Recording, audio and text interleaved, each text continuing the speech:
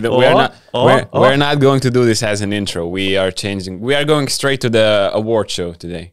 Wow. Because apparently Donatas won our preseason predictions. We have this I didn't see that coming award, I think, right? Yeah, and Donatas winning this bet would probably qualify for this.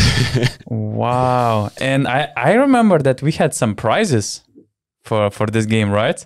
Because I remember God. Why did Augis was saying like, oh, I'm going to get Janulis Larantzakis t-shirt. Then Rytis was also saying some bullshit about winning something. Or about having a haircut or whatever. No, I think the bet was the jersey. The jersey, okay. Yeah. Cool. Who wins gets the jersey. Okay. And now I'm... I don't know why I brought this up 10 minutes before. Like I remembered we had these predictions, and I said it would be cool to look at them today. And apparently Donatas got 3 of the 5 questions right, and we still don't know the who guy has, with the best knowledge in the pod, probably, and right? Or just the most luck, Okay. Who had the most technicals as a coach? Not that it changes anything, but. Trinchieri definitely didn't have the most technicals, right? And neither Šaras did. Probably not. Trying to check. I know that Darius Garuolis was always counting this, but it doesn't really matter anyway. You got 3 of them right. You got Partizan more than 17.5 wins. You were right about that. So. Partizan fans, give some love for Donatas in the comment section down below. Black today. White and black. You and Rytis were right about no team having 25-win season. Although I was so close. Come on, Olympiacos now. Yeah. I was sure that they for sure dropped some. They dropped the game 2 weeks ago, not the last one, but against Crvena Zvezda. Come on now, the rest are their EuroLeague championship material. So. Yeah, according to Mr. Duško Ivanović. And you were right, you and me were right that 5 teams are not going to fire coaches. I think that was a bit maybe too much. We had 4.5 teams coaches average fired of the previous years. Yeah. Could be. So we had only 3 head coaches that were fired. Zvezda, Panathinaikos. 2? Wow. I think 2. That should be all-time record. Low. Yeah, all-time low in the modern EuroLeague era. Could be. Wow. Rytis was optimistic about 5 coaches being fired. But I was, I think maybe they mentioned during the season that, the patience of EuroLeague owners are growing, let's say in this season at least, Also, I think it was also related to the status of some head coaches, because it's not like you're firing Ettore Messina during the season. The same goes with Sergio Scariolo, some other head coaches. So, and a lot of coaches have this, big names. A lot of teams have these big name coaches who you can't really. It would be strange if you fire them. Yeah. During the season. So. One of those bets was the coach with the most technical fouls, right? Yeah. What were our picks? Rytis and me had Jasikevičius, and you had Andrea Trinchieri. Why I had Andrea Trinchieri? He's such a good guy. But anyway, I see some data from March 27. It's like a couple rounds before the end of the regular season, I think, and Maksvytis was on the top of the list with 8. Penaroya was. Those rookie coaches are mad. They're crazy, or they don't get the respect from the referees. Maybe that's how we should describe it. Maybe a combination of both. I think one of my predictions was that Ataman won't be rejected, but it was of one of those that didn't count in our game. And Ataman, I think he was ejected, and of course he was ejected. No, I don't remember in which game he was ejected. But he was ejected for sure. Anyways. I mean, he walked out in the last game before whatever. It doesn't count. He wasn't ejected. It was his decision. Let's go with the awards. So yeah. And the other one was the best scorer. And who did you have? I have Vasa Misic. Rytis had Mike James, obviously. And you had Scotty Wilbekin. So this should be a penalty of like 2 points at least. So you're no. But anyway, Rytis was the closest one. Mike James averaged slightly more, I think 0.3 points per game than Vasa Micic did. So even if he would get that point, he's still not close to it. He would have 2. Okay, and I have 3. Yeah. That's solid. That's over 50%. Without the penalty for Scotty Wilbekin. That's a playoff level. By the way, I was very close to my prediction. These were bold predictions, I think. Yeah, so that was not easy to make with those one. But I said that Mike James will have the least scoring season in like many years, and he was very close. I will just have his profile here. So he was averaging 16.3 points this year. That's the lowest in 5 years, and close to being the lowest in 6 years. So that's what I was thinking of, although I thought that he will be more efficient, but he was vice versa actually, making only 46% of 2-pointers and 29 of 3-pointers, both of his lows in 5 years. Yeah. That's good that, we will have a award coming. The biggest, I didn't see that coming, where we could talk about our bad takes or just where we did not. But let's get back shortly for those prizes. So we agreed that we will get jersey. Yeah. Right? Okay. You can ask me what jersey you would like to get. No. I think we could just go back. Just skip that part, right? Just skip that part. No. You won't put that in the intro. I said I wanted Larenzakis jersey when we were making this. I mean, I didn't see that coming. You said some kind of name, I think. Or maybe you did not. I didn't have. I don't have my favorite player. But which jersey do you want, Donatas? So that's a good question. I was just enjoying my journey. I wasn't thinking about the end goal of that journey, so I didn't think about the prizes, because I enjoyed the process the most. But if you ask me, I don't know, can I choose NBA jersey as well, or no, just EuroLeague? EuroLeague. Okay, we'll see. I have some time to decide.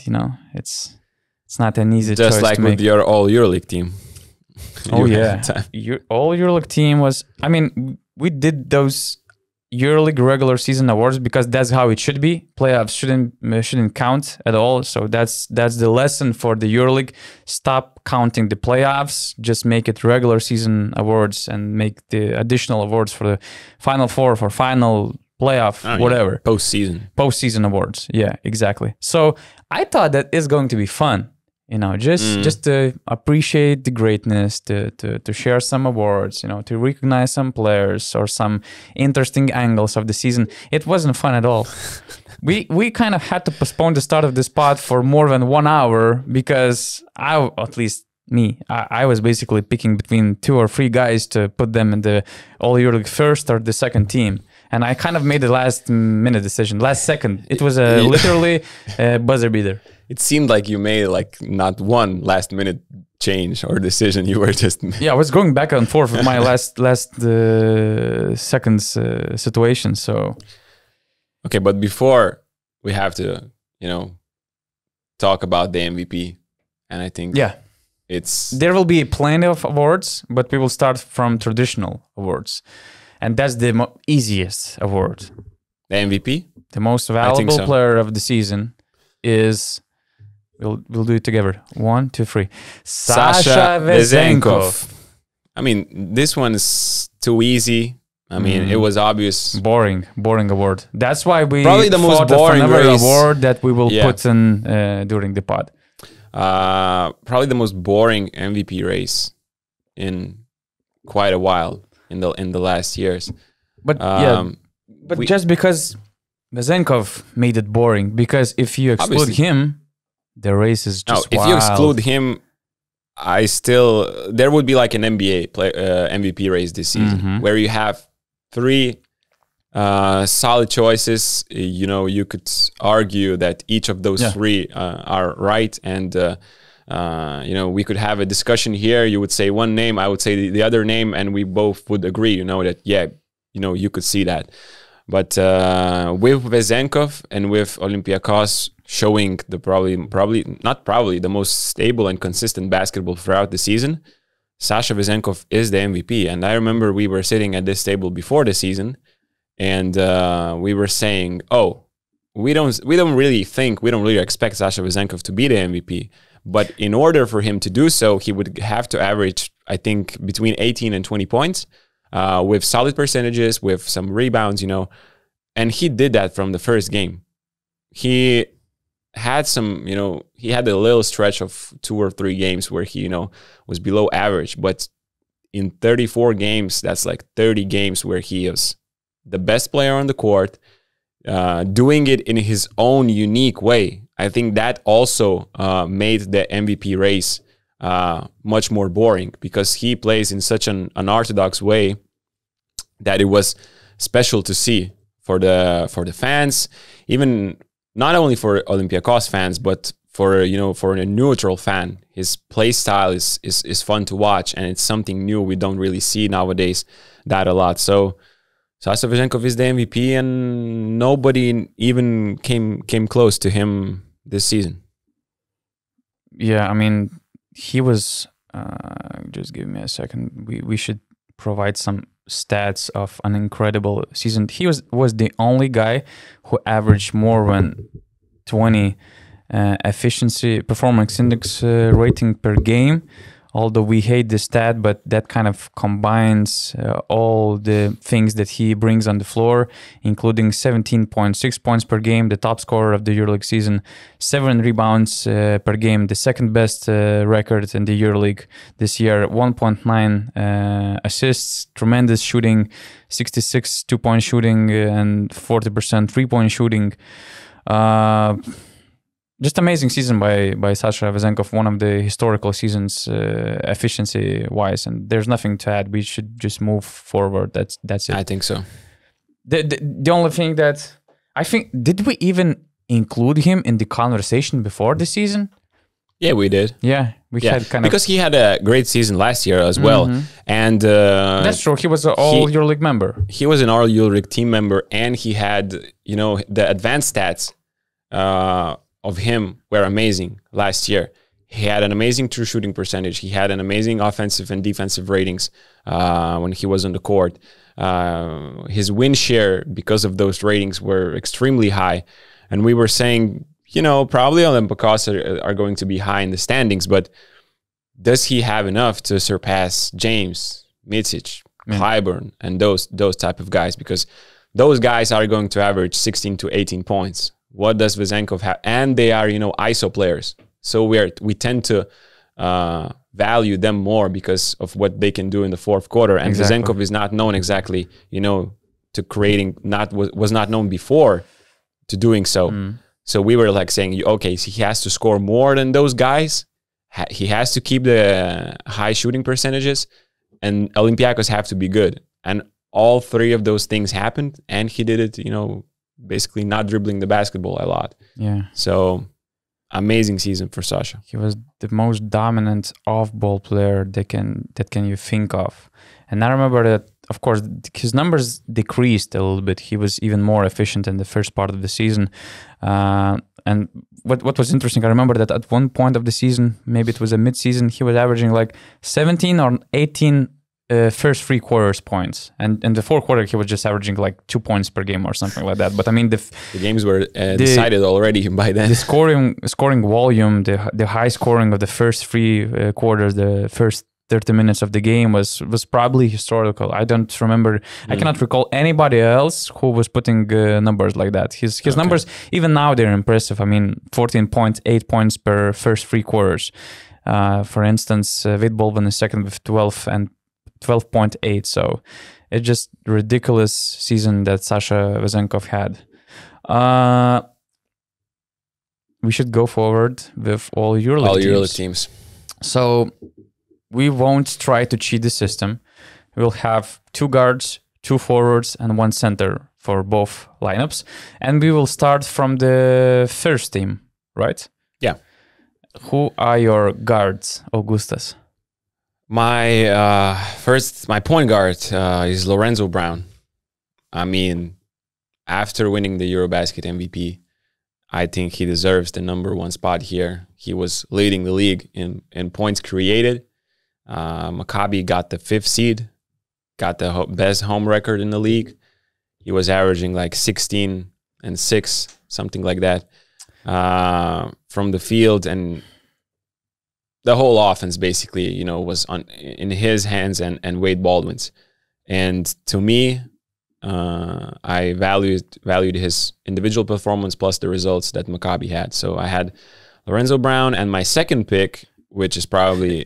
Before you continue... Do you agree? Before you continue, I just want to agree with your pick, just to add some more stuff about Lorenzo Brown, just to put more arguments why he deserves this position. Do you have him already? Yeah, I have him as my point guard of the first team.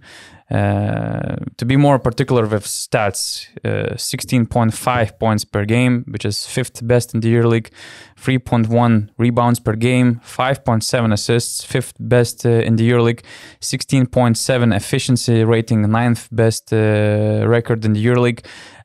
In points in points created through scoring and points scored from his assists, he actually leads the EuroLeague with 29.5 points created per game. He generates almost 30 points. That's something incredible. And the thing with Lorenzo Brown is this. I mean, I had in my initial list of potential guards for both of these teams, I think I had like 7, 8, or 9 names.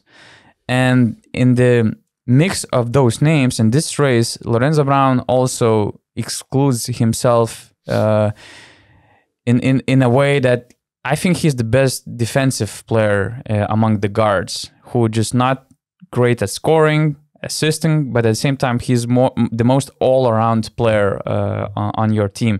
He's also clutch. He led the Maccabi team, which was borderline top 8 team, but nobody was sure about this team, especially when they signed Wade Baldwin. There were a lot of question marks. It's not like it was top 4 lock before the season. And the leadership of Lorenzo Brown, his ability to find chemistry both on and off the court with Wade Baldwin, and also just not forget the fact that he was a point guard of a team with, as Wade Baldwin said, 12 new players, new head coach, a lot of things to put together, and he managed to do it. So for me, he's the best point guard in the competition. I agree. I'm more curious about your shooting guard. Let's say we don't need to split them. I mean, it's not. We can actually put both point guards because it's guards. It's not position by position. But I went, you know, traditional, more position by position. Yeah, okay. I have my 2 guard as a shooting guard. Mm-hmm. Kevin Punter.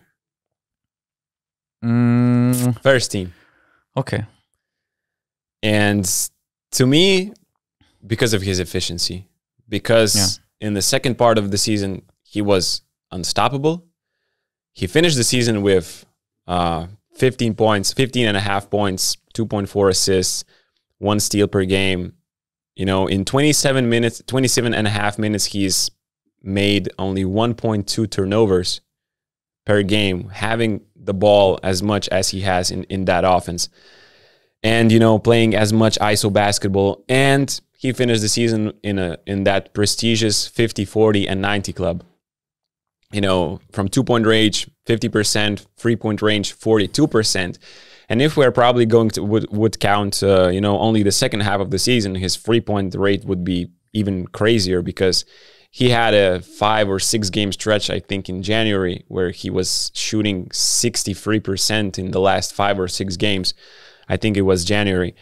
And it was a tough choice, you know, for me, but Partizan got the 6th seed, and Punter was, you know, probably the most important player on their offense. So I went with him, and you know, you can just remember what he did in Milano as well when he played there. So I have him as my shooting guard on the first team, and I believe you're not agreeing with me on this one. Did you go Maccabi, both Maccabi guys in the first team? No? I would say this. I love your pick. I love your pick because I have him in my second team. Okay. And I was really... He was in the mix of maybe he is actually my second choice for this position, obvious. But I mean, I respect him a lot. But I just wanted to bring up one player who I really think that they are quite equal in terms of efficiency, of what they provide, how great of scorers they are. And they're actually very close in all the statistical departments. And I'm quite sure that I'm talking about the player who is in scoring average. Yeah, he's completely next to Kevin Punter, and he's just 0.03 points. He's averaging just 0.03 points less than Kevin Punter. And this guy is named Canan Musa. And I just wanted to bring... Not just wanted to bring Canan Musa to my first EuroLeague team just because of his scoring. I mean, his numbers are 15.5 points per game, 2.9 rebounds per game, 2.6 assists per game, 16.7 efficiency per game, which is 10th best in the EuroLeague. But there are a lot of great things about this player because we're talking about the guy who never stood out in the EuroLeague. His previous experiences with Cedevita, 7 years ago, he was averaging like 7 minutes. Last year, 2 years ago, he tried to play for Efes. He didn't get any opportunities. And last year, he played for Breogán team, which was just promoted to this first Spanish division and didn't even make the playoffs. And when Real Madrid signed the MVP of the ACB season, it looked like I would say, long-term project of, taking the flag from Sergio Llull, from Rudy Fernandez, becoming that next guy on the backcourt in many years. But the thing is that the only guy, I mean, just to put an example how hard it is to score 15.5 points per game in Real Madrid, I will say this, that the last guy who averaged more points per game in this team was Luka Doncic. He was averaging 16 points in his MVP season. Just because there's so much talent, there are so many guys who can score, and at the same time, these guys they're not getting big minutes. They're not getting like 32 minutes and like some of these guys in Efes or Matthias Lazort in Partizan. They have very limited chance to show their skills, and Canan Musa just took the best of this opportunity. Just to add about his efficiency, just like Kevin Punter, that's the thing why they're so equal. He's also super efficient. He was making almost 60% of two-pointers, 39% of three-pointers, 86% of free throws. And what I also liked, this race of guards for both teams was so mean, so wild, so close that I even went like head-to-heads. I tried to check stats of these players, of how many points they scored against top 8 teams, for instance, let's say against the elite level, because some guys can increase their stats playing against the bottom teams. The problem was that I probably spent at least 30 minutes, maybe 60 minutes for this additional research. The problem is that I didn't get much answers from that because these guys, they still remain so close. Like I have Micic, Lorenzo Brown, Wade Baldwin, Mike James, and Kevin Punter. 5 guys who were averaging against top 8 teams, who were averaging from 14.3 points to 15.6 points. I mean, 1.3. The biggest gap was between the top scorer and the lowest scorer. But Canan Musa, against the top 8 teams, he was averaging 16.9 points per game. The most of this list that I had for both teams from backcourt. So I think that this whole combination of facts, the level he brings on the court, and let's not forget the fact that Real Madrid was the third best team in the EuroLeague this regular season. I think that Musa deserves recognition. So I put him in my first team. That's the best intro for my next pick because I also have Canan Musa. Okay, but I had him in a small forward position. Wow. So maybe that's why you had such a hard time, and I was like, yeah, that's okay, But thank you, Donatas. That's a great intro about my third pick.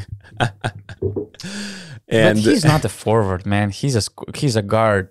But he was playing. He was playing there, you know. I mean, I don't know, man. He was playing there, It's and nobody. It's the same if you consider Luka Doncic as a forward in the NBA, although he does only things that guard does. So I mean, they're of course but different. then we would have a 5 where you should go. Okay, so who is the primary ball handler? Who is the floor spacing forward? Who is the rim protector? I mean, If I had this chance to put Musa as a small forward in my lineup, I would save like at least 2 hours today.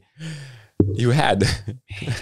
Man, that's. But that's I'm happy. cheating. I'm happy that all EuroLeague first team. Okay. Are kind of similar because I don't think I can add anything about Canan Musa. By the way, that was an amazing monologue about him, and we have Sasha Vezenkov obviously at the 4th. Both. Yeah.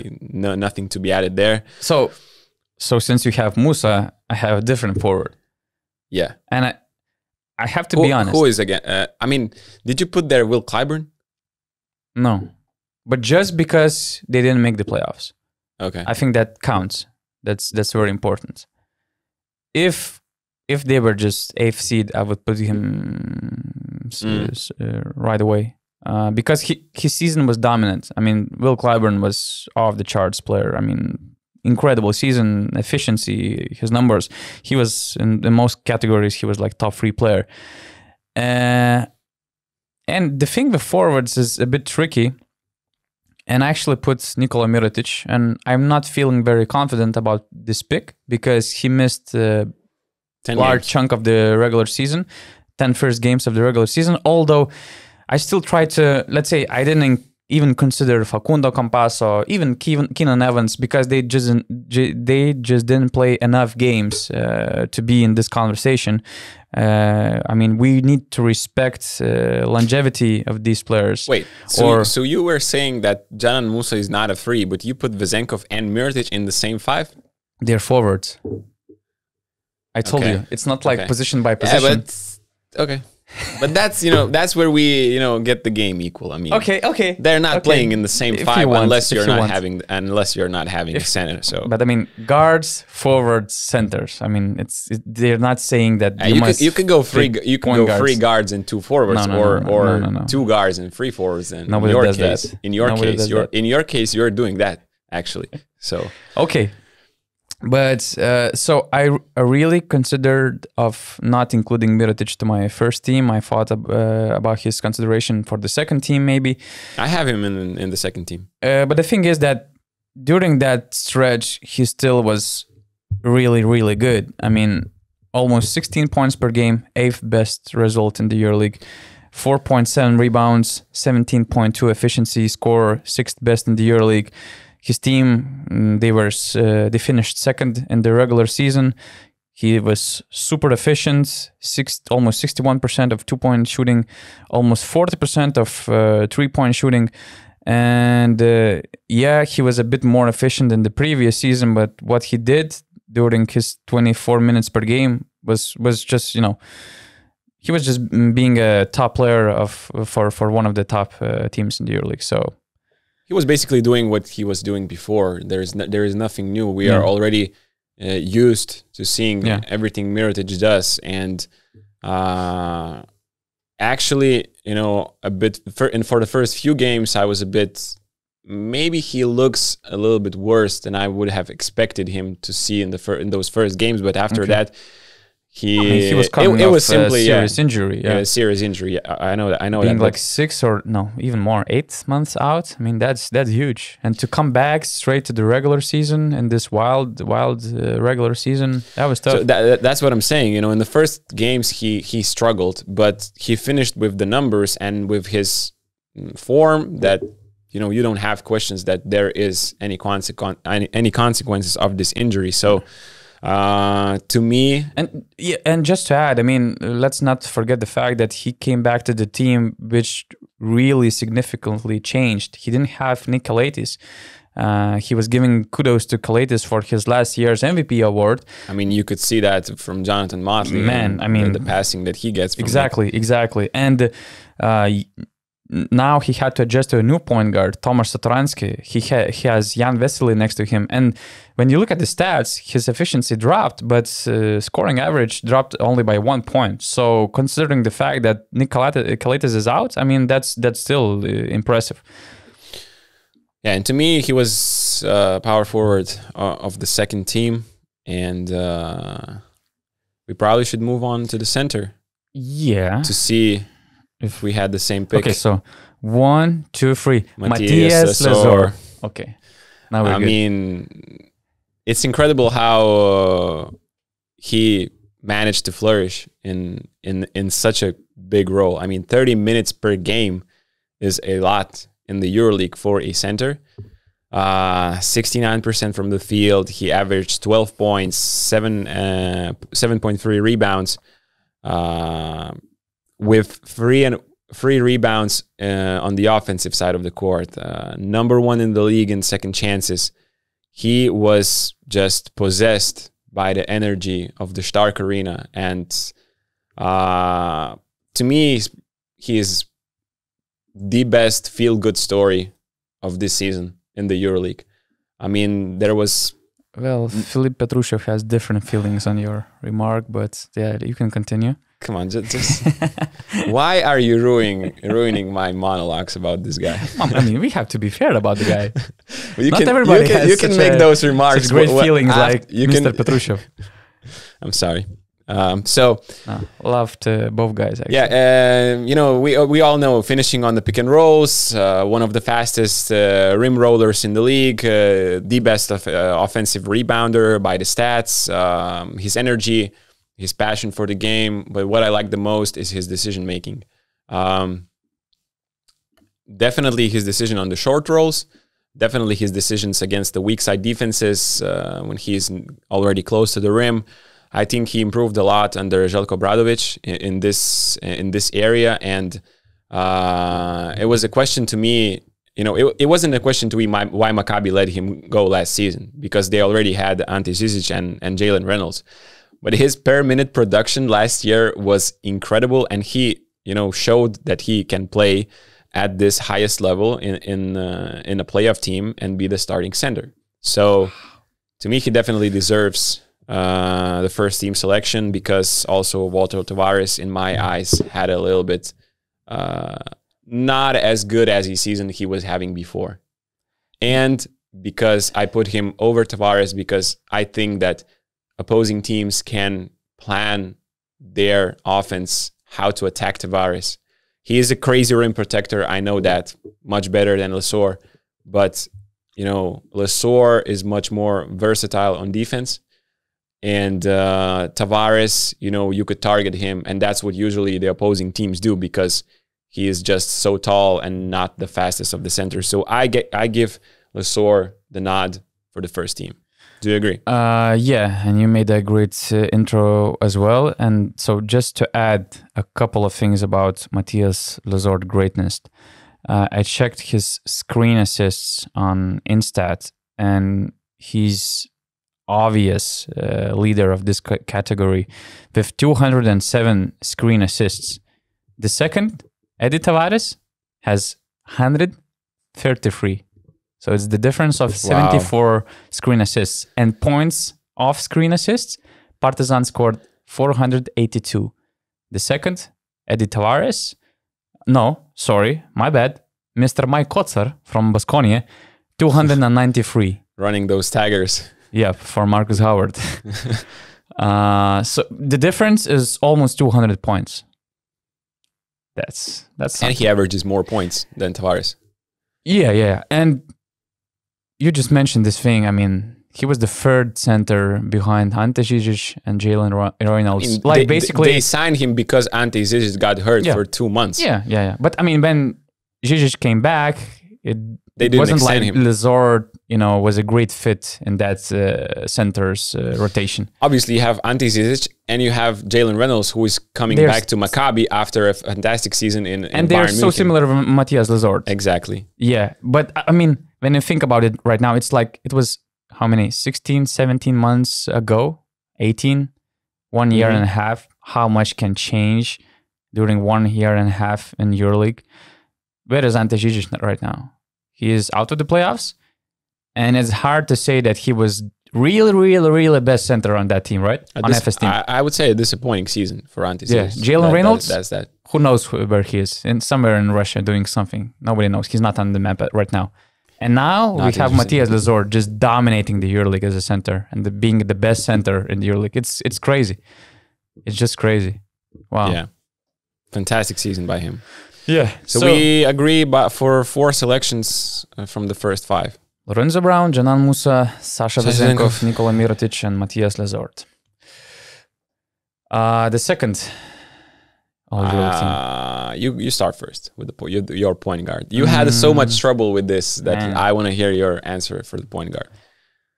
But be a bit quicker because we have too many awards. I think I for need this. To put some drama. Or a 2-hour and a half show. I need to put some drama just to just try to take something from this 2-hour waste of time trying to select those choices, and my friend just putting Musa as a forward. But okay, whatever.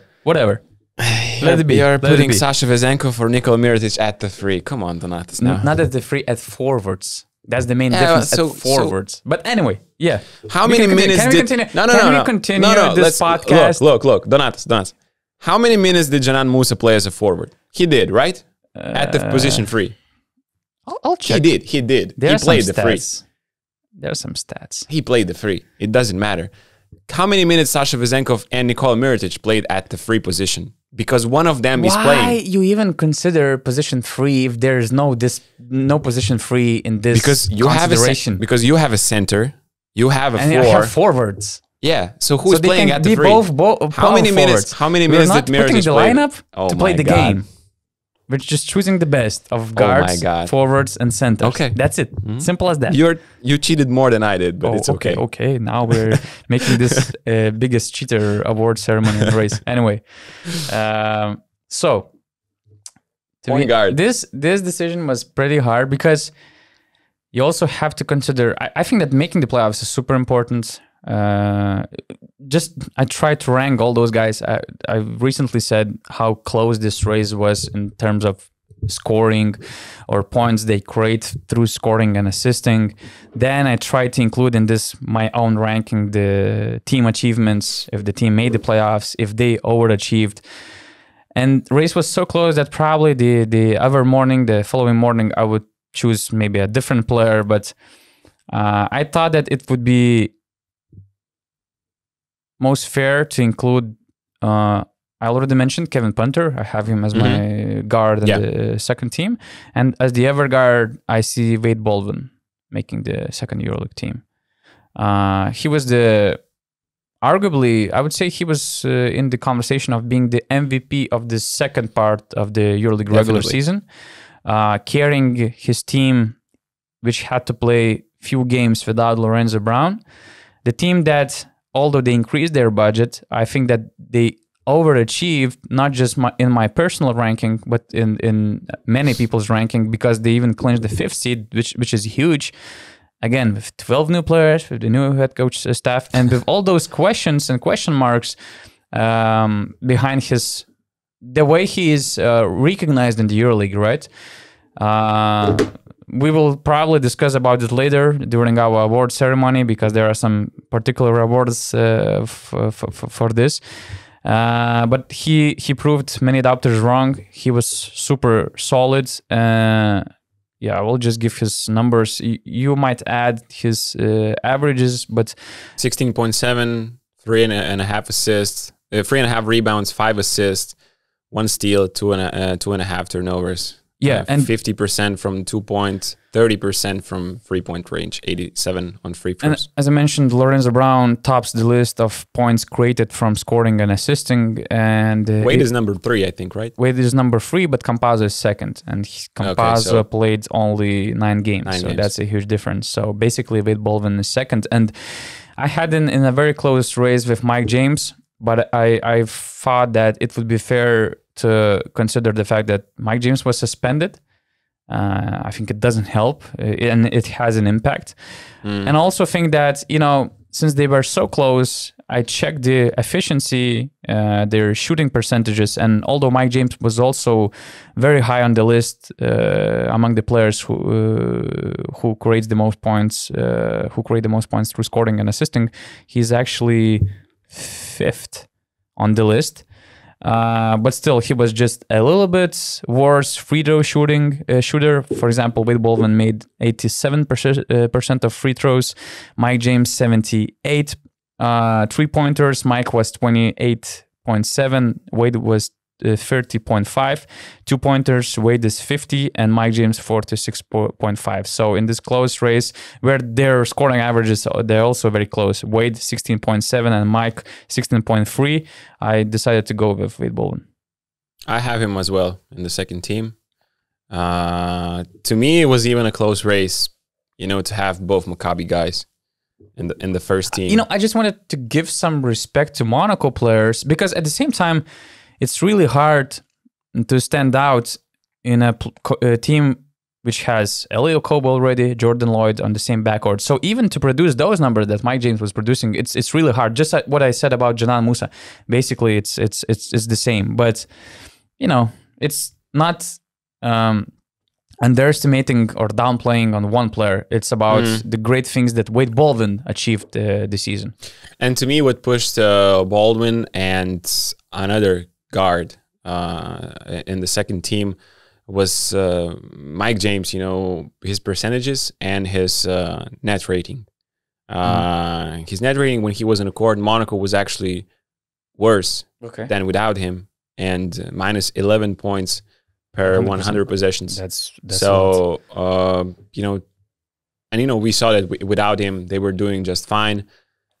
We talked on the pod that, without James, they're not a better playoff team or a Final Four team than with him. So that's obvious, But just, Mike did not have as great of a season as he could have, to his standards, his standards are super high. So, and Wade Baldwin was exceptional. Second part of the season, amazing. So I have him, and I have the other guy, Darius Thompson.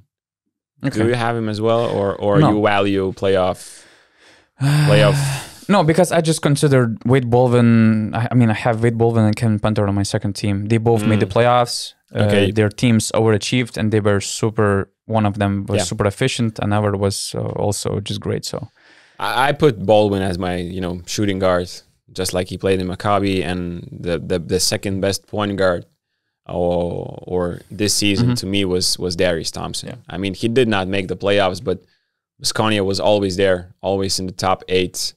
Unfortunately, that last game they had to play against Olympiacos, against the best team away. So he was in his first season of the EuroLeague. He was carrying Baskonia. The whole offense went through him.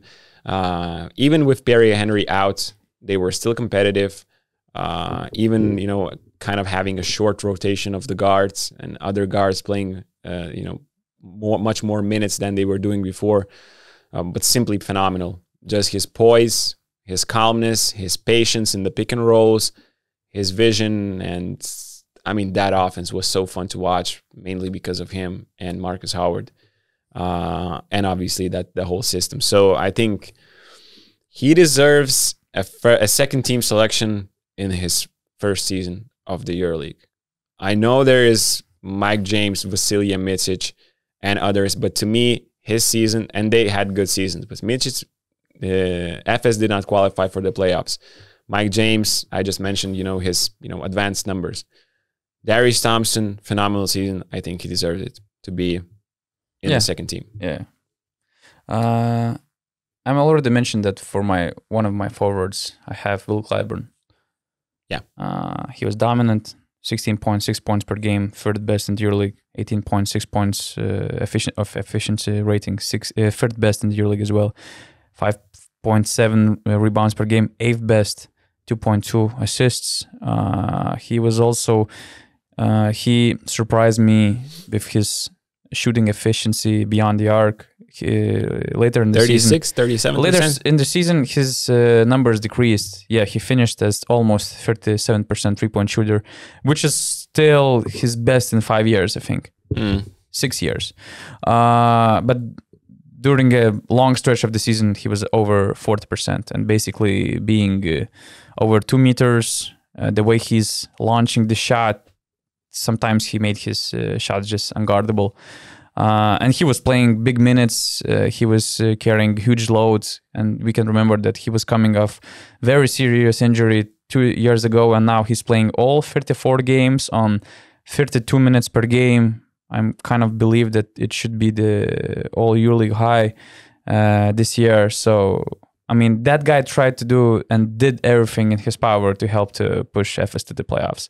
And at the same time, since, I believe that in the backcourt competition for this all EuroLeague team case was very close. I think that among the forwards, there are I agree. Fewer names. It was much easier. Yeah, fewer names. So too big of a gap, I would say. Exactly. So I just decided that I cannot exclude Will Clyburn from this list. I have him as well. What I can add, unsuccessful season, I was thinking whether to include Gabi Deck. My other forward is Nikola Mirotic at the 4. So at the 3, I was thinking about including Gabi Deck. But Will Clyburn, amazing season. His net rating when he was on the court, it was actually +8 in a team that was losing. That lost more games. This is also a very tricky number because it also says that your backup is doing bad things, and maybe there are some problems with bench players. But he was playing, almost all, games. Yeah. When he entered the game. But yeah, I'm not arguing your... So I thought it would be too harsh because of the statistical gap, and because of the advanced stats to punish Clyburn and put Gabi Deck in the second team. So Clyburn and Mirotic are my forwards. And who do you have? So actually, next to Will Clyburn, I have Gabriel Deck. It was obvious. You either go. There was after Gabi Deck, you can't really have another name in there. Yeah, because Deck is just a wonderful player. We made a lot of jokes during our last EuroLeague watch party because he's the player who shows least emotions in the EuroLeague, with one of the most awkward shooting arcs. Yeah, one of the lowest shooting arc in the EuroLeague. I mean, his free throws are just going straight in, right, like this. Yeah, with the shortest incline probably toward the basket. But the thing is that he's so good at so many different departments because he can score. I will just give you stats soon. Because he can score, he can punish you through scoring and basically using those mismatch situations. At the same time, he can shoot threes, which he did not that efficiently this season. 32% three-point shooter, but still he can make shots, and he has this tendency of he can miss 4 shots beyond the arc, but then he can make the fifth one, which is super important in the fourth quarter. He made 2s on 62%.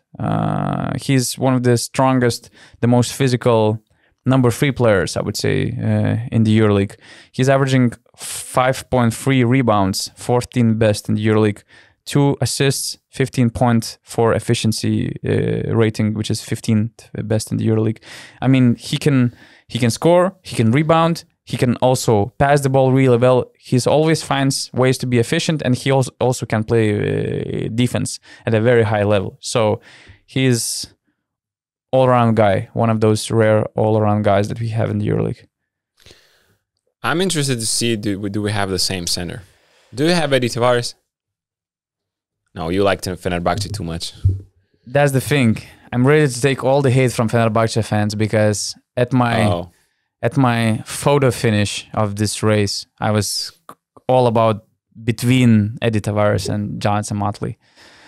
But I decided that efficiency-wise, they're very close to each other. They maybe not at punter and Musa level, but I mean, no, I'm lying. Jonathan Motley 16.42, Eddie Tavares 16.26, so 0.16. But I thought that Eddie Tavares just makes the bigger impact defensively than Jonathan Motley offensively. Although Motley that's the right comparison. Probably he also has tools to be a very good defender, but at the same time, he's not at a consistently high level there yet. And I thought that, although you mentioned that it's not like it was the most consistent and efficient year of Eddie Tavares, that's still amazingly good enough. Yeah, 10.3 points per game, 6.5 rebounds, third best in the EuroLeague, 1.6 assists, and 16.3 efficiency rating, and also 2.2 blocks per game. And I have a funny stat about and probably that's not a stat, but probably 25 shots impacted. Because, I love to see every time when somebody gets into the paint against Real Madrid and they either don't shoot or they put such a high arc on the floater or a layup that it even looks funny, This year, this is the fun stat. This year, Eddie Tavares blocked 76 shots in the whole EuroLeague season. The second place, I think it was Yorgos Papagiannis, 39. So we're talking about the difference of 37 block shots. That's the 76 is the record of this new round robin era, which started in 2016-17 season. The previous best was 61, also by Eddie Tavares, and it was 19. What was also interesting, it was during that COVID year, so he was at very high rate to make the record. But I mean, it's already impressive. 76 blocks. Eddie Tavares has the best plus minus rating on the third best EuroLeague team. When he is on the court, Madrid's defensive rebounding improves by 7.1%, offensive rebounding by 3.8%. Real Madrid allows the EuroLeague, let's say, best defensively, just 49.7% 2-point shots, and limits their opponents to the 17th forced two-point field goal attempts. So that's definitely the factor that Eddie Tavares makes. All EuroLeague team finished? Yeah. I think so. We have 8 same guys, actually, from 10. Yeah. No, even 9, I think. The only guy you don't have in both teams is Darius Thompson. That's true. We just mixed some positions. Okay. Let's go to the Coach of the Year. Coach of the Year. Who do you have? Another quite obvious award, I would say. Who do you have? 1, 2, 3. Yorgos Maksvytis. Oh my gosh. I actually talked myself into this today. I mean, I know why. Because Žalgiris was the last team in the EuroLeague last year. They were horrible. When he joined the team, they actually failed to make the LKL finals. He has like 7 or 8 new players. They're bottom 3 team in the EuroLeague budget-wise. I'm just guessing about your selection. They really. But you're still not convinced. They really limited offensively, talent-wise. They lost the potential MVP conversation candidate in the middle of the season, so they had to change the player and also kind of a bit change the direction they were going to find new go-to guys to attend games. He left teams like Milan, FS, Virtus with budgets of over 30 million euros behind. He actually won against coaches, won at least one game against coaches like Šarūnas Jasikevičius, Ettore Messina, Sergijos Koriolo, Andrea Trinchieri, Dimitris Itudis. Željko Obradović, no, they didn't win against the Partizan. But still, they won a lot of games against teams like Monaco, Real Madrid, I think, Barca, Olympiacos. Yeah, both at home. Yeah, I mean, and Maccabi. So 4 of top 5 teams. So you could see why I picked Kazis Maksvytis. Easily.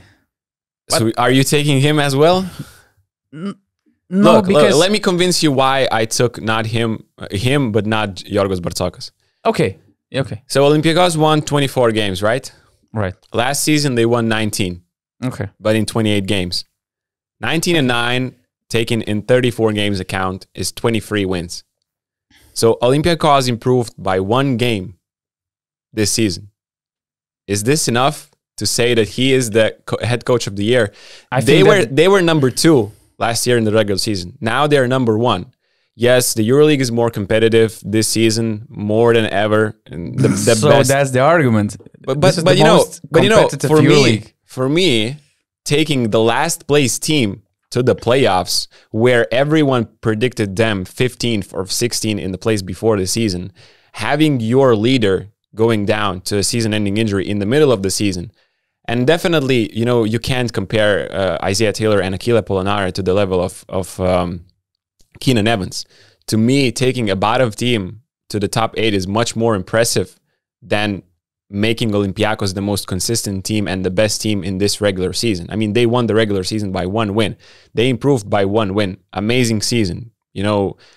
I don't take anything, from Yorgos Bartzokas. He's the second best candidate. And this race, I think, is really close, even, in my head.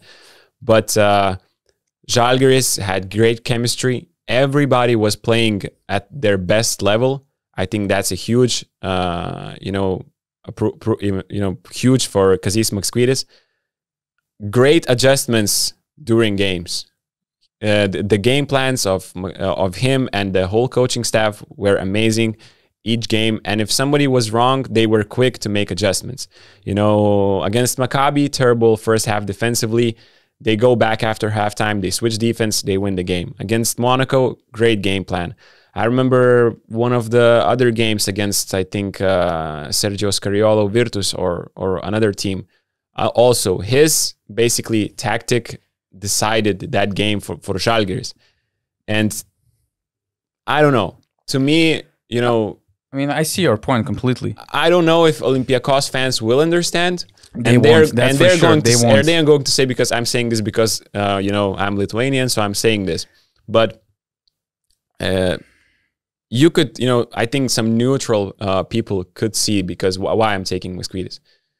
Just, I value more taking the worst team to the playoffs than taking an already great team to being the best team. I mean, that was a hard choice to make, but I just thought, Of course, I believe that 89% of Olympiacos fans already shut the podcast down on their TV screens or on their mobile phones.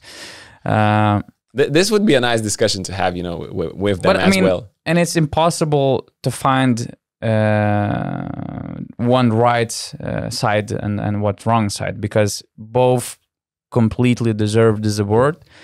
And in this race, I was the first to go with Kazidis for the potential Coach of the Year award, with all the arguments actually that you made, because I completely agree with that. I just thought that we cannot take the greatness for granted.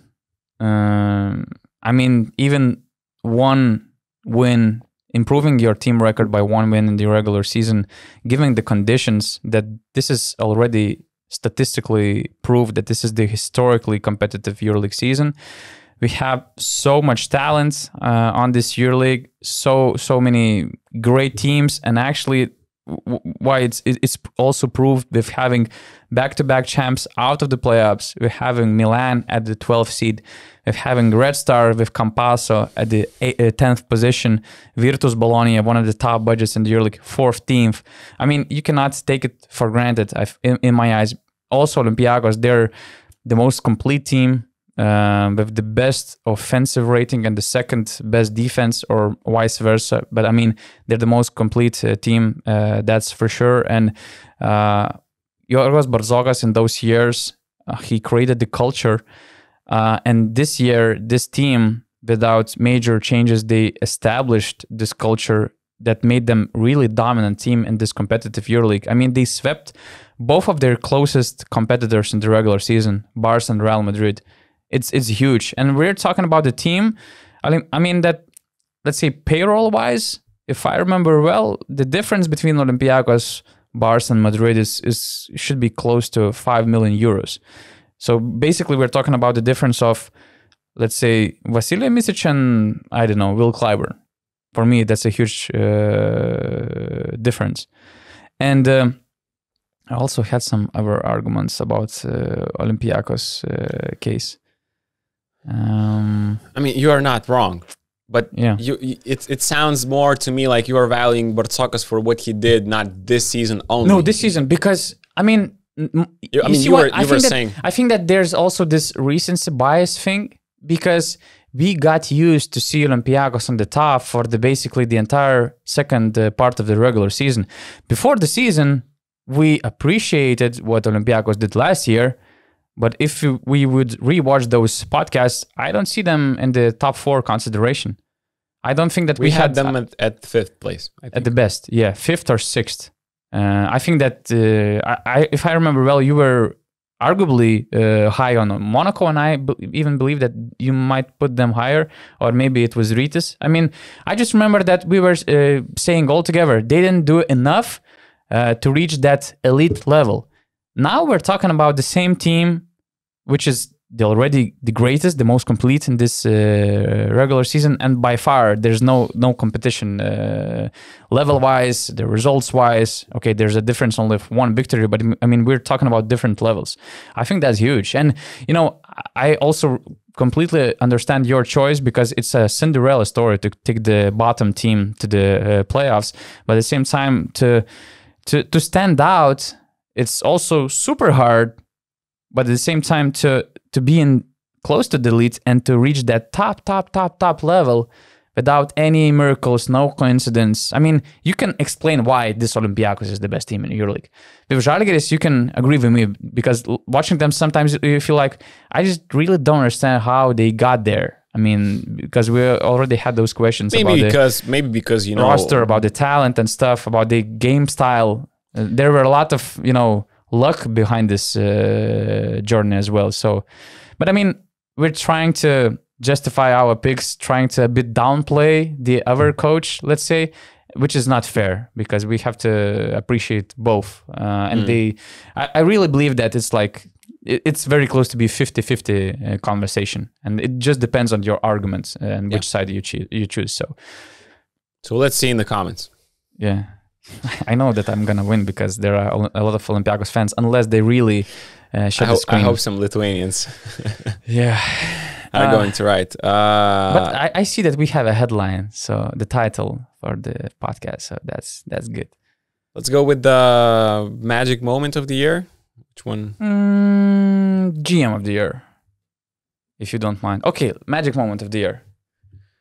It could be quick. I don't know. I think it's easy. The first Belgrade derby and Nedovic hitting the game winner. I mean, the atmosphere was insane. It was something like looking at those football derbies in Europe taking place. You know, just the game itself had some special aura around it. And the ending was perfect. You know, Kevin Punter with those missed shots, and Nemanja Nedovic with the free from the corner, with the celebration that I think was ideal for that environment. I mean, he just looked at Partizan's fans and enjoyed, you know, the mimics on their faces. And why, and to he was not even attacked by fans. Exactly. No, I mean, everyone was thrown stunned on the court. That's also a magic moment of the season. Come on, Donatas, every time about this. And so then after this, you know, you had a consequence also. You know, Zvezda fans making the jersey of you know, all the fans having, you know, the hands on their heads because of this was their reaction. So to me, this was the magic moment of the season. And I mean, just there wasn't a more perfect way to end the first Belgrade derby in the EuroLeague. You took me on a good path. I actually, for a magic moment of the season, I had Mike James 3-1 play against Real Madrid. Because welcome to EuroBONUS podcast. It's sponsored by Mike James. Yeah. This part is sponsored by Mike James. Because, I mean, when was the last time you saw the guy? I don't know. That was a bad play by Walter Tavares. I don't care.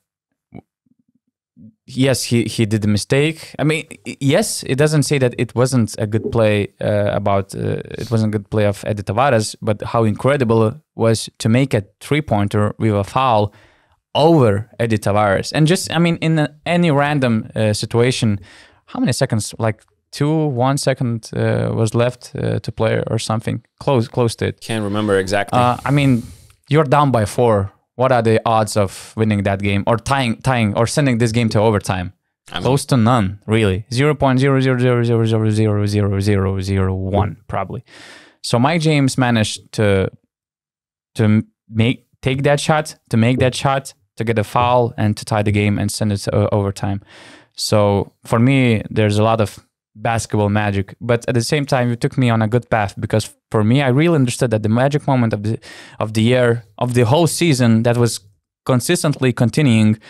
Duško Ivanović managing to change his suit for this hoodie between leaving the sidelines, the shortest amount of and time, then getting to the mix zone for the EuroLeague TV interview, even after winning games, which means that you have to be there straight away.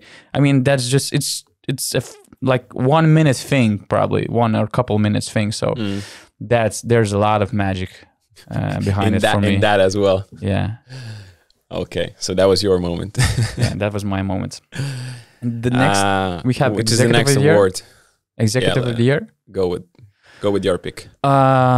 So this is pretty. I would say Executive of the Year award is pretty open award, because I remember when Paulius Matiūnas got this award 2 times in a row. I think he was just the first executive in the EuroLeague history to win it twice in a row. I also think that behind this award, there's not only sports results, but also the way organization is growing and the leap that Žalgiris did after paying this huge debt of 11 million euros, I think. The way they managed to reduce and finally eliminate it, it was incredible. And then this golden age of Šarūnas Jasikevičius era has started, and then Paulius Matiūnas kind of used that opportunity to make Žalgirio Arena as a consistent sold-out gym in the EuroLeague with the highest attendance. So I believe that there are a lot of things behind this award, but at the same time, for this season, I mostly wanted, since it was super competitive EuroLeague season, I really wanted to give a credit to the GM, which I think did the best job as the basketball specialist who tries to improve his team in a not very comfortable and privileged situation. I'm not saying that it's easy to build a winning team when you're the GM or sports director of FS, Milan, Barca, Real Madrid with a huge budget.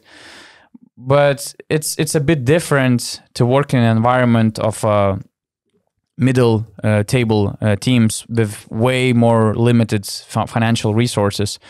And I think that Baskonia GM Alfredo Salazar had the most difficult conditions to build a team which almost made the playoffs this season. They had a winning record, and it's so rare to miss the playoffs having the winning record. I think that somebody did this tweet where it was said that I think that Baskonia was only the 4th EuroLeague team in the history to miss the playoffs with the positive winning record, something close to it. So, but what I wanted to appreciate the most is signings that Salazar made.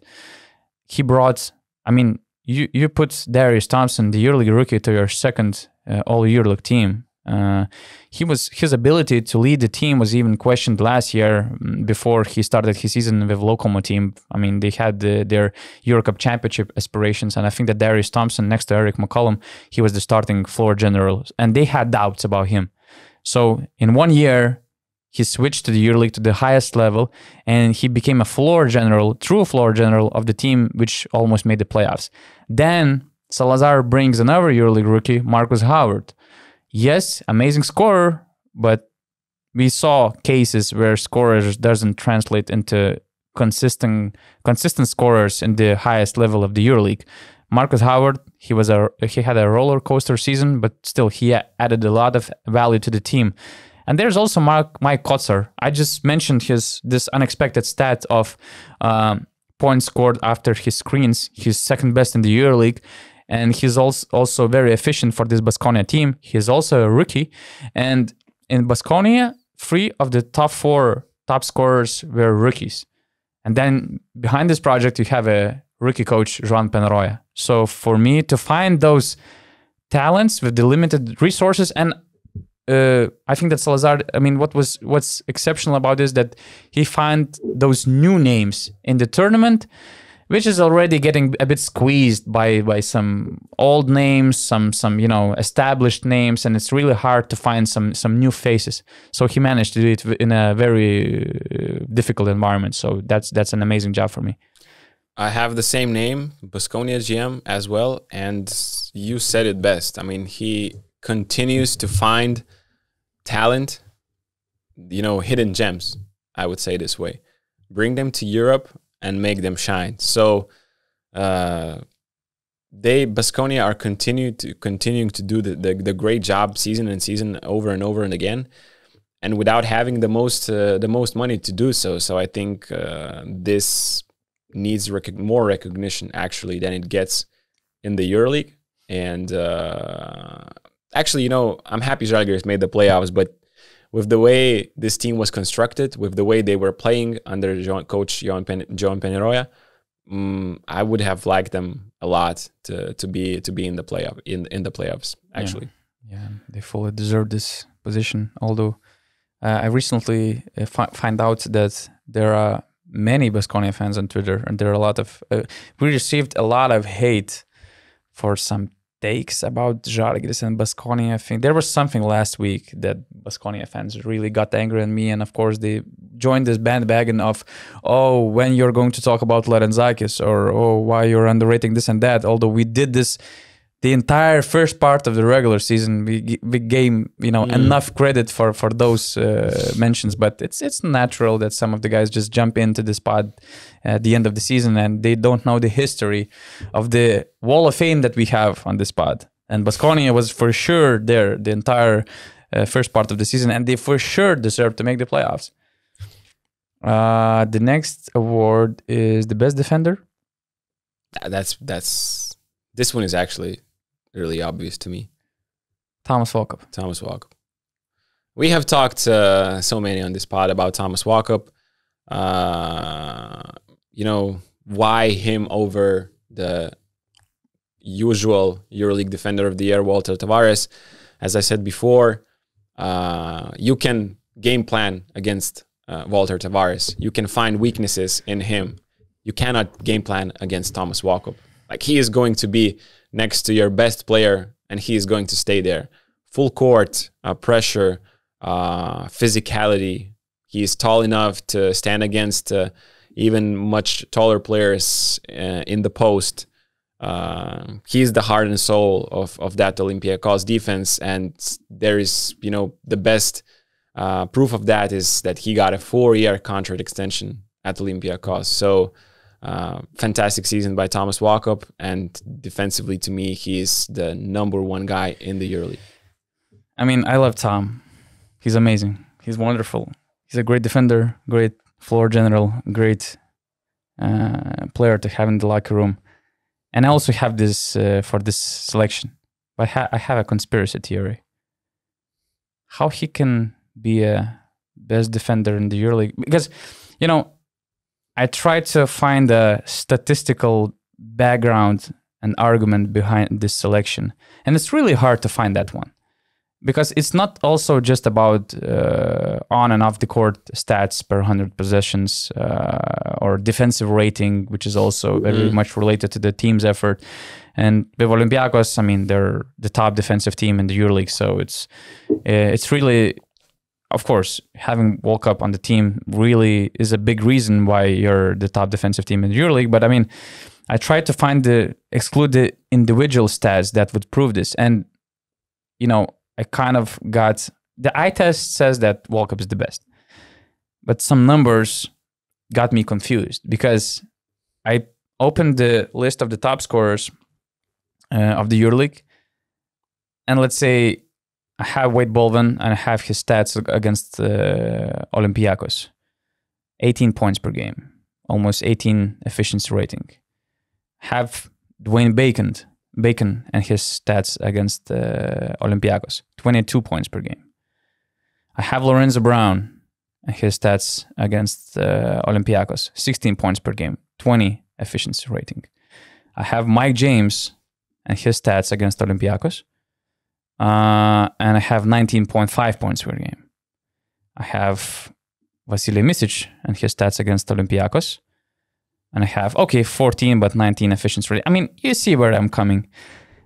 Of course, normal numbers for these guys.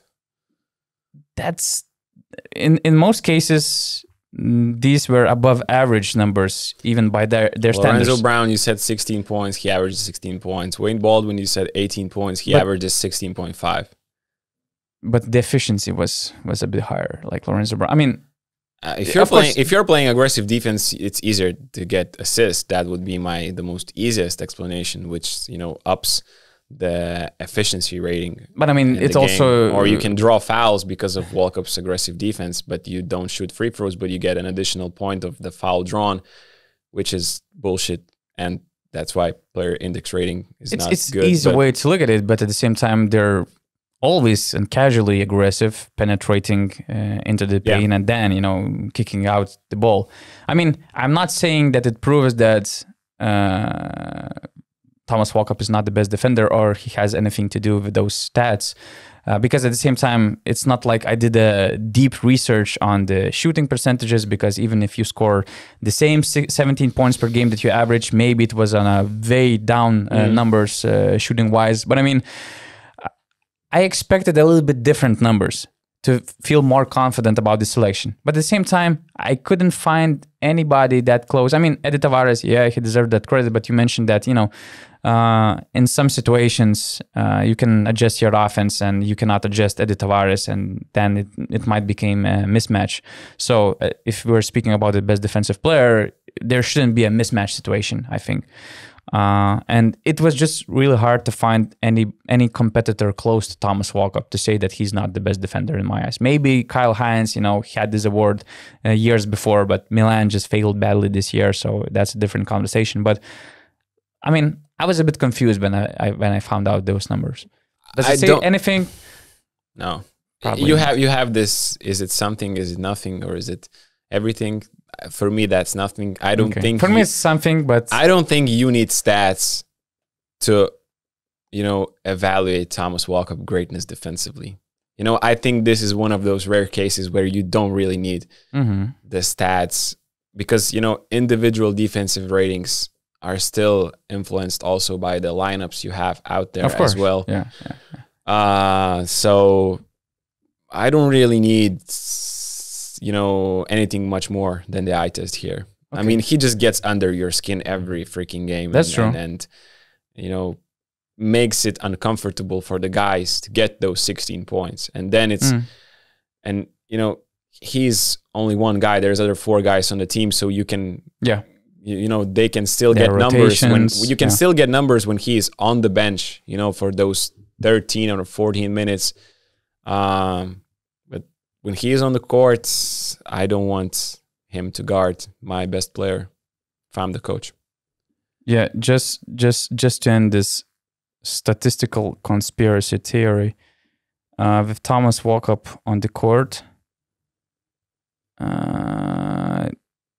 their defense improved by 2.2 points per 100 possessions. So... Their defense is already great, Olympiacos. So, and his defensive rating is 103. So it's hard to really make a huge impact to already second. To be better than a greatness already in place. That's why their defense is that great, because Walkup is there. So, that's why the numbers, without him, it's not that much difference. I just tried to make it more spicy, Okay. Not to make it so boring. I see. Bartzokas, Vezenkov, Walkup. Just let's call it Olympiacos awards. I mean, you wanted to do that, but and then we really wanted and then to I went with call this pod Olympiacos Awards and just to give awards to other players. Best bench player of the EuroLeague. I mean, Kostas Sloukas, but let's just give award to somebody else. Yeah. But we cannot. I mean, it's not like Olympiacos winning the EuroLeague 3 years in a row. They didn't even win the EuroLeague, so we have to appreciate the current greatness that we have. Did I spoil my best sixth player of the year award? We don't need to even talk about this. I mean, it's Kostas Sloukas. Yes, starting every game from the bench. So starting every game from the bench sounds like a interesting, board on the bench, let's say. Yeah. Which one do you want to go next?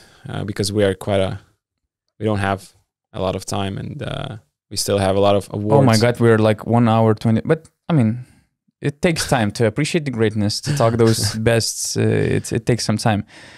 I actually lost the track of the awards that I have. So Rising Star. We can go really short. I think Gabriele Procida has the most upside from the young guys, and he definitely did not have the best season out of all available candidates, but I pick him because I think he has the most upside from the current EuroLeague young players. But I consider this award more about the current Rising Star performing right now. That's too boring. You have like 5 guys or 6 guys that are yeah, but there's no Victor Wembanyama, in this mix, or anybody else who could be dominating. And I was really back and forth between Jokubaitis and Yamadar. I didn't like neither of them this year, to be honest. So that's what I'm saying. That's what I'm saying. Weird. You're not. This is not the NBA, and this award to me could even be, eliminated. Yeah, because there are no young players playing in EuroLeague. If you are in the EuroLeague and you want to be good, you have to have at least like 24, 25 years old, or you have to be the next Luka Doncic or the next Victor Wembanyama, because I'm not seeing guys that are having a huge impact under that age. So to me, this award is not even necessary to give out, to be honest, actually, by the EuroLeague. Yeah. Anyways, I mean, there was this short list of the Rising Star candidates. None of these players averaged more than 6 points, or actually none of them made a huge difference in their teams. But I basically went with Yamadar just because I don't think Jokubaitis was that solid as he was last year. I didn't see as many games as last year where I could see, Jokubaitis made a really positive impact in this game. And last year, there were like at least few games. There were many games where he impacted the outcome of the game. This year, I missed that feeling watching Jokubaitis play. Yamadar, I mean, I'm one of the biggest critics of Yamadar, his decision-making offensively, defensively as well. But I just saw him making a difference with his hustle in some of the games this year, with his on-ball defense and with some of his shots that he made. So, I mean, it was not an easy choice because, as I said, I didn't like any of these players for a confident winner of this award. But I just went with Yamadar. Okay. We went through all the traditional awards. Now we will try to make it a little bit more entertaining. Rookie of the Year. I mean, I have Darius Thompson in my second 5.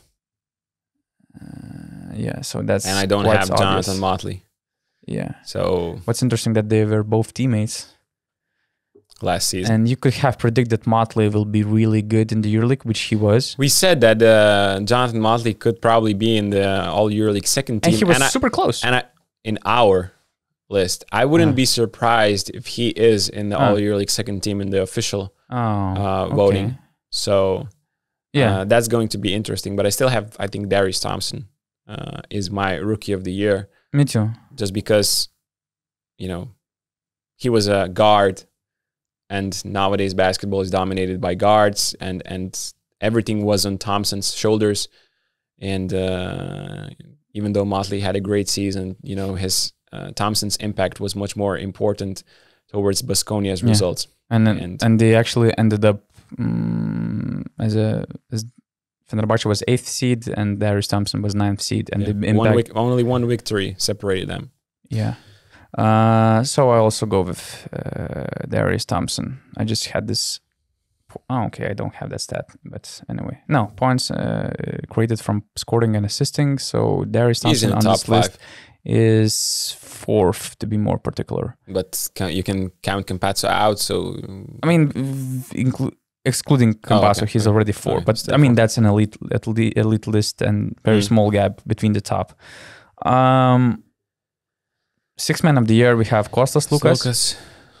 Also, at the same time, it's not very fair award because Lukas is also finishing games, but so as many other Euro players like Will Clyburn, the large chunk of the season. Some other guys, it's really hard. It's not like in NBA where you have clear bench players and starting fives, and you don't usually have these weird, unorthodox rotations where you have your best players coming in from the bench in every game. So it's a tricky situation with the 6th man award when you have Kostas Lukas every time coming from the bench. Yeah, and the most improved player of the year. You have to give this one to Matthias Lesor. I mean, yeah, that's true. These two were the most obvious ones.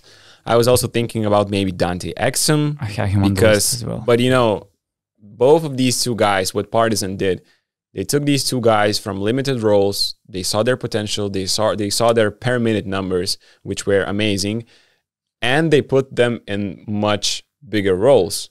But I see a difference. And both of those guys, you know, played great in bigger roles, maintained their consistency, maintained their high shooting percentages.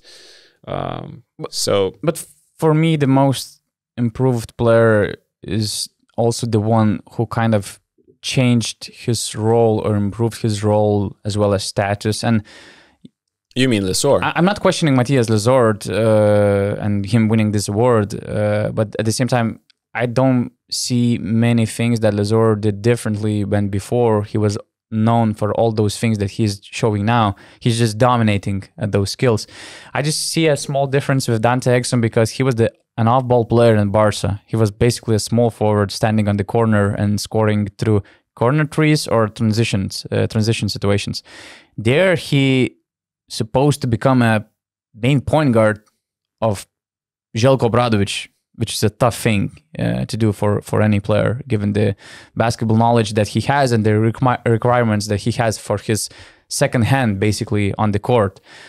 And Partizan, they are the best offensive team in the EuroLeague, according to B-Ballytics and their offensive rating. And I mean, Exum is having a great season with 13.3 points per game, 17th best in the EuroLeague, 2.8 assists, 14.8 efficiency rating, 18th best in the EuroLeague.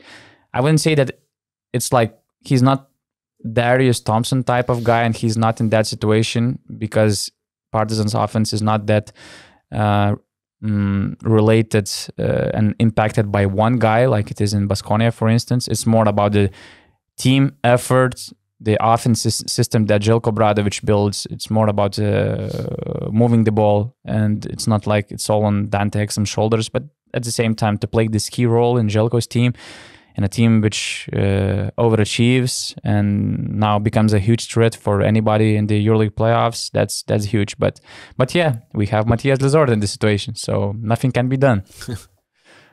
Sorry, Dante. Most valuable American or non-Vezenkov EuroLeague player?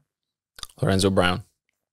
Yeah, if it would be American player, yeah, I would go with Lorenzo Brown. It's really close, as we said before, picking our all EuroLeague teams, but I still think we should nominate Lorenzo Brown for this category.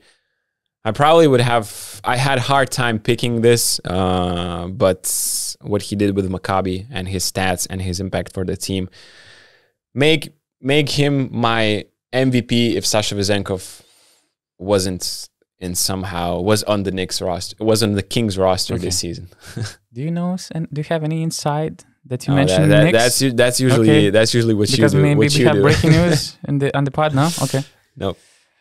Do you agree with this? So even if Lesor is in the conversation, you go with Lorenzo Brown? Oh, definitely. Okay. Yeah. With the same logic, why I picked Darius Thompson over Jonathan Motley. Okay. Yeah. I have the same choice, and we already said enough good things about Lorenzo Brown. So. Definitely. But I mean, that's the award that EuroLeague should think of. I mean, to recognize American talent that we have in the EuroLeague, and given the fact that there was only one American MVP that we had in the entire modern EuroLeague history, it's unfair. If we would calculate their points, their impact in the EuroLeague, I mean, they would be on the top of the list. So, I mean, I know that Europeans and EuroLeague, they're, against Americans. They try to push European guys on the top, to downplay them and to still show that it's the Europeans league. But I mean, we have to think something about them. The biggest, I didn't see that coming award. Panathinaikos struggling? I'm kidding. Why you need to bring that in this conversation? Why it's so funny, to make jokes about those who failed? I'm kidding. And about Panathinaikos, we were like kicking their asses all year long. This was a low blow, I know. No, it was a good joke. I still have to go with Olympia's underperformance. I know their season was heavily impacted by injuries, but for that team to look that bad, how they looked offensively in the first part of the season, plus to sign Timothy Luwawu-Cabarrot when you need a guard, then be late with signing Shabazz Napier. All these things combined make me, I did not see that coming. You could have predicted the injuries maybe, because there were somehow there are many injuries in Olympia in the last all 3 seasons, I think. This one and the last 2. Yeah. But you could not see coming that a team without Siobhan Shields and without Kevin Pangos would suck offensively so bad. And either were no adjustments made or the adjustments were late. I'm talking about the players. So all of this makes me say that I did not see this Olympia team struggling so bad the most.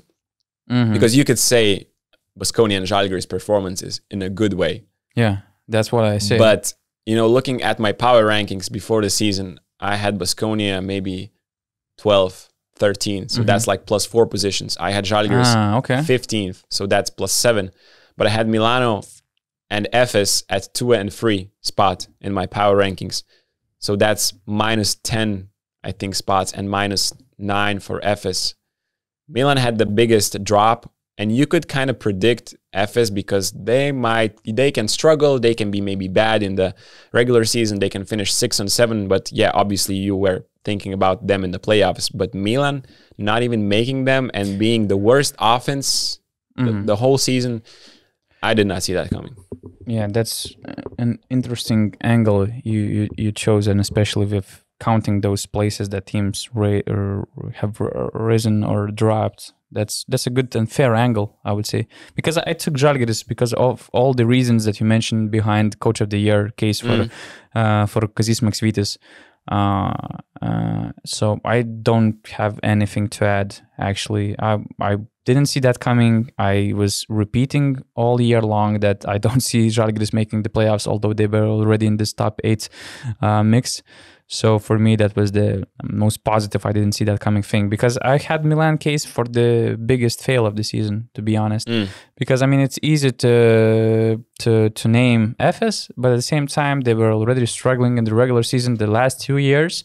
And even when they signed Clyburn, I thought that they might have some issues the way they're gonna share the ball, how they will find the chemistry on and off the court. And although they found the chemistry off the court, probably the biggest problem was that Larkin was injured for the first part of the season. When he came back, the role adjustment was different when you would have it before the season in the training camp.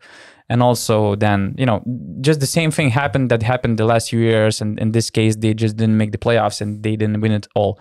So at least these potential struggles, I could predict that, as you mentioned as well. I had Milan as my regular season winners. I had them as a Final Four lock. And I was really confident about that. And yes, injuries played a big, probably the largest role in this. But at the same time, when you see Žalgiris losing the MVP of the season, potential MVP candidate of the regular season, and they still make the playoffs in such a limited situation. I didn't see why Milan couldn't do the same with the resources and with the talent they have in the court, which is way bigger than Žalgiris. So I consider them as the biggest bust of the year. And you? I thought about players in the biggest bust of the year. I was thinking, players that had kind of disappointing seasons, that had much higher expectations. Ife Lundberg, Isaac Bonga, Isaiah Cannon. Okay. But these players, maybe Ife Lundberg was supposed to be had the biggest role out of these three. And expectations. Biggest expectations that I mentioned. So, but I still went with Dwayne Bacon. To me, a borderline NBA player that Dwayne Bacon is, with that talent, everyone or majority of the people were expecting him to push Panathinaikos for at least, contend for the playoffs. Instead, we got a lot of empty stats, terrible shooting percentages for a forward, 44 from the 2, 29 from 3, not the greatest of the shooting selections. 2.5 assists and 1.7 turnovers. That doesn't make a great, assist to turnover ratio, even though he wasn't never known for passing. But, if you don't get efficient scoring, then maybe you expect something else. And the body language was never there to me. And I think it kind of pushed Panathinaikos season to end, EuroLeague season to end much, sooner than they could actually do in this EuroLeague season. So, because of his expectations were highest from the players of this list, Lundberg, Bonga, and Cannon, I still think he's the biggest bust of the year. Okay, that's I didn't expect that. Just a disappointing season. Our personal apology award. I'll go with Odette Katash. Okay. And we could yeah, that's fair. We could apologize for the entire Maccabi team, Maccabi team, but because that's what I have, the entire Maccabi team. Maccabi team. Yeah, starting from the people who built that team, although we praised them a lot for the moves they made, the last move that we criticized them the most turned out to be the best one, and there's some previous that we were praising them for example, Darren Hillard, Austin Hollins, didn't have their best seasons. So it was a nice turnaround of the situation. True. But I still remember they make their 10 or 9 signings, and we were saying this is going to be a great team because you have leader, you have... So we should apologize only to Wade Baldwin then. And Odette Katash, I think. Yeah, that's true. Yeah. Because, you did not expect Maccabi to be such a great team. He made that team click. He embraced the culture. He made them run. And, what's funny, they're running like crazy in their offense, but they're 3rd or 4th in the league in turnovers. That's not, that's kind of paradox. You're making fast decisions, you are running, your speed is high, but you're not making turnovers. So he has put this great trust in these two guys. He believed that these two can coexist and play together, and understood that Lorenzo Brown is more of an on-ball pick-and-roll player, and Wade Baldwin is more of an ISO guy, and you need to create advantage for Baldwin to excel. So, and they're playing fun offense in half-court as well. I mean, they spin Žalgiris heads in one of the last games of the season in the first half. So, my apology goes to entire Maccabi team, but especially to Odette Katash and Wade Baldwin. Yeah. From my side, it's more about Wade Baldwin and all the questions.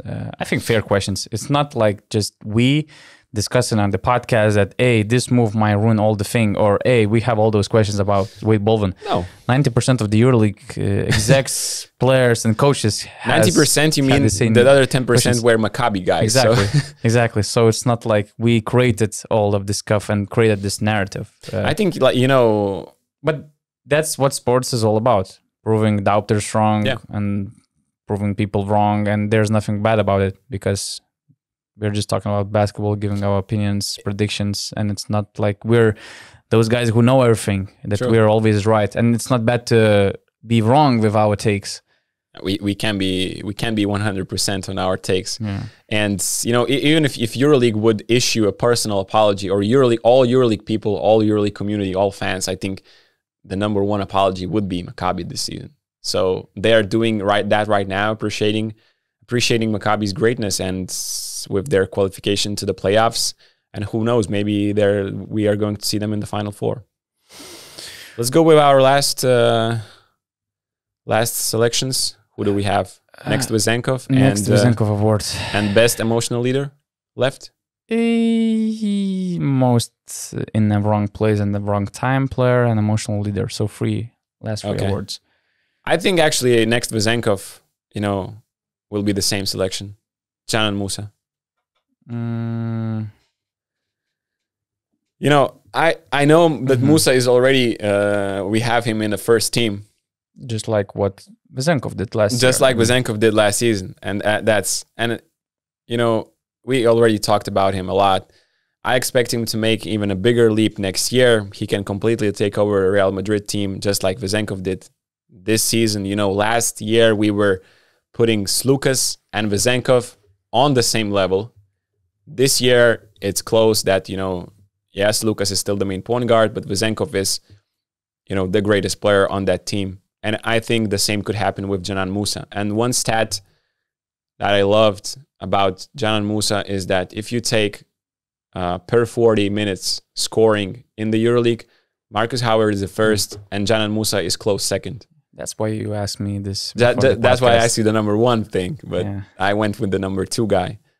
And, if Madrid's depth wasn't so huge, I think Musa would be maybe a runner for the MVP race this year.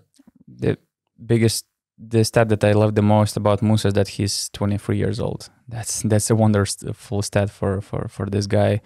And lots of rooms to improve, still 23. So I think he is the next, big European thing in the EuroLeague. That's a good point. And, kudos for Madrid for finally finding this next backcourt leader for the team after you started to decline, after Rudy Fernandez switched to becoming more of a role player, Chacho Rodriguez, they're all, stepping out of the place. So that's a big finding for Madrid. The next award that we have, the most in the wrong place at the wrong time player, Facundo Campazzo award. Yeah. I think there is no question. I mean, with him, they're plus on his net rating is plus 16. So Zvezda is 16 points better with him on the court. They won a lot of games with him. They went onto this winning streak in the end with him playing. He looked incredible. The team, looked entirely different with him as well in that roster. And to be able to play 9 games who barely even mattered. I mean, with 9 games left, we were it mattered. They were really close and they fell short against teams like Alba, They dropped some games that were important and even Campazzo was part of the team. At the same time, you cannot ask from the team and from the player to win all games when he's joining them only in March. So basically, they lost those games that mattered just when he entered or just before he entered. So his 9 games basically did not even matter, and to spend 2 million euros on a player that will basically make an impact just in ABA League is the most wrong in the place and at the time. So Campazzo gets this award, this unlucky award to me. And Mr. Unlucky. And Mr. Emotional? Edgaras Ulanovas. I thought that you were going to say Gabriel Deck. The most emotional guy on No, I think season could have gone either way for Žalgiris. I mean, it's for these teams that lack offensive talent, it's really important to have some successful runs at the start of the season. Because without the confidence they get from those wins, the season could go really bad. And yes, it was Keenan Evans mostly, but Edgaras Ulanovas hit those step backs. He took the captain role, really embraced it from Paulius Jankūnas, And you just saw a determined Edgaras Ulanovas version from the start of the year. And to me, without his captaincy, without his leadership, I don't think Žalgiris goes that far this year. I have a question regarding Edgaras Ulanovas.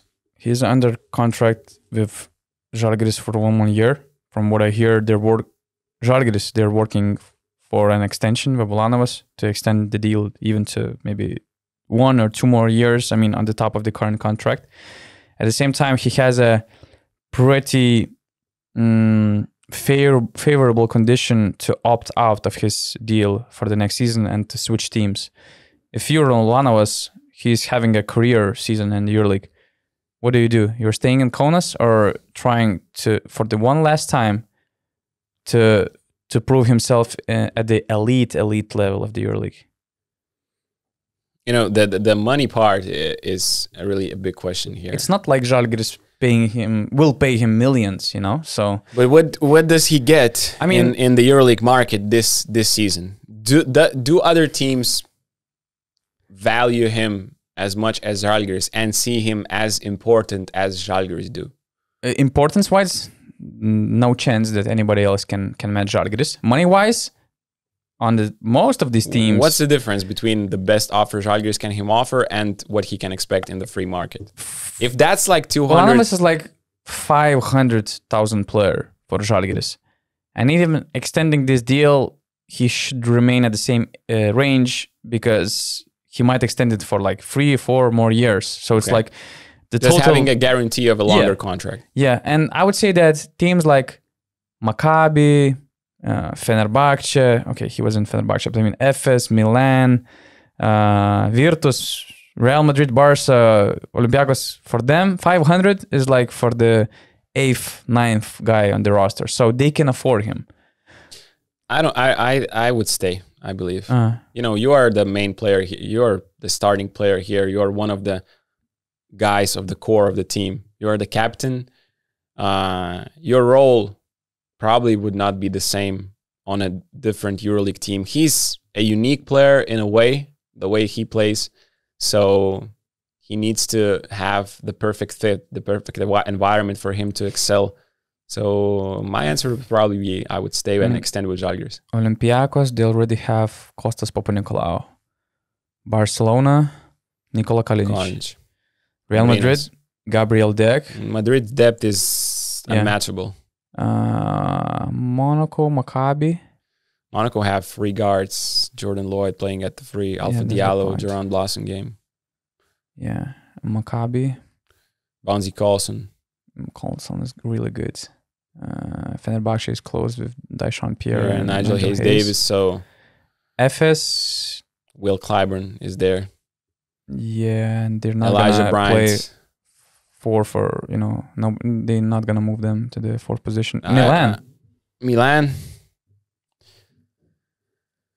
I'm not sure if it's worth, to me, he seems really confident and I think enjoying this is the perfect place for him, to enjoy the whole process, to enjoy his role, status, and just being here in Kaunas. To me, he seems to feel happy playing at home. Yeah. So why not to finish it here? And just so this was the last award, and for the most emotional player of the year, I just couldn't find any match for Matthias Lazort because he's the only one guy who can play on the same night, basically. He can play 40 minutes. After the game, he jumps into the stands and sings songs with ultras, and then he finishes his night participating in the random wedding as a best man. I mean, you cannot find a better match. Living his best life. I made a video about him. If you haven't seen it, go check it out. How to dominate in Europe on and off in court. I mean, some stuff he does is I envy that this year that he is living. Yeah, Augustas made a lot of great videos on BasketNews YouTube channel. If you're not subscribers, and stats, analytics show that at least half of our listeners are not our subscribers, which is shameful. You can just subscribe our channel. You can also like our video to help us to grow. And this was the regular season award podcast. We will have a different and other playoff matchups podcast this week already. So a lot of stuff before the playoff starts. And yeah, thank you, Augustas, for participating in this very proudful ceremony. I'm not going to say anything. Just like this. Thanks for having me for this and listening to me for almost 2 hours.